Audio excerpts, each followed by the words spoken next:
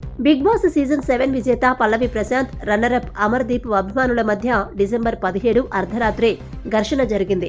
హైదరాబాద్లోని అన్నపూర్ణ స్టూడియోస్ వద్దకు చేరుకున్న వారు రచ్చరచ్చ చేశారు. ముందు వారి మధ్య వాగ్వాదం మొదలు కాగా ఆ తరువాత అది గొడవకు దారితీయడంతో ఒకరినొకరు తీవ్రంగా కొట్టుకున్నారు.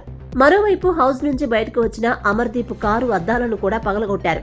ముందుకు కదలనీయకుండా దాడి చేసే ప్రయత్నం చేశారు. కారు అద్దాలు పగలగొట్టి అమర్ను బయటకు దిగమంటూ నినాదాలు చేశారు. దీంతో కారులో ఉన్న అమర్ తల్లి, అతని భార్య భయభ్రాంతులకు గురయ్యారు. అంతేకాకుండా ఈ సీజన్ కంటెస్టెంట్ అశ్విని కారుపై కూడా దాడి చేశారు. సమాచారం అందుకున్న పోలీసులు అక్కడికి చేరుకొని ఇరు వర్గాలను చెదరగొట్టారు. భద్రత మధ్య వారిని అక్కడి నుంచి తరలించారు. ప్రస్తుతం దీనికి సంబంధించిన వీడియోలు సోషల్ మీడియాలో వైరల్ గా మారాయి. బిగ్ బాస్ సీజన్ 7లో రైతు బిడ్డ పల్లవి ప్రశాంత్ విజేతగా నిలిచాడు. 100 రోజులకు పైగా సాగిన ఆటలో అతడిని విజయం వరించింది. ఆదివారం గ్రాండ్ ఫినాలేలో బిగ్ బాస్ సీజన్ 7 టైటిల్ను పల్లవి ప్రశాంత్ దక్కించుకున్నాడని ప్రోగ్రామ్ హోస్ట్ హీరో నాగార్జున ప్రకటించారు. అమర్దీప్ రన్నరప్ గా నిలిచారని వెల్లడించారు.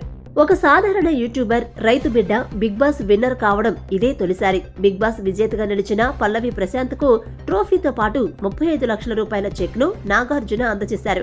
Maruti Suzuki Brezza SUV key కూడా ఇచ్చారు.